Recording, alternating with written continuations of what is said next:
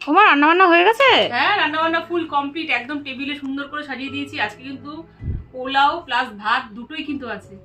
আজকে অনেক দিন পর ঝাল পোলাও করেছি। এই যে ঝাল পোলাও করেছি অনেক দিন পর। মিষ্টি পোলাও তো আমরা মাঝে মাঝেই খাই, আজকে ঝাল পোলাও করেছি। এই যে একদম ঝরঝরে ঝাল পোলাও করেছি, দেখো।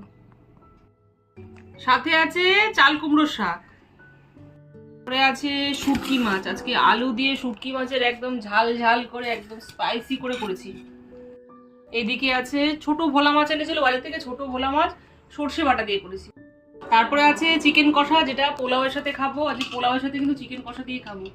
বাড়ির সদস্যদের একটাই আবদার, আজকে ঝাল পোলাও করতেই হবে। ঝাল পোলাও করেছি, চিকেন কষার সাথে খাবো। আমি কিন্তু ভাতটা পছন্দ করি, ভাতের সাথে কিন্তু এই শুটকি মাছ দিয়ে খেতেই হবে। কিন্তু এই হলো দুপুরবেলাকার একদম তৃপ্তিতে দারুণ মেনুগুলো কেমন হলো তোমরা কিন্তু কমেন্ট করে অবশ্যই জানাবে। আজকের মতো কিন্তু এই পর্যন্তই, আবার কিন্তু দেখা হবে নতুন কোনো ভিডিওতে। ততক্ষণে জানো, টাটা।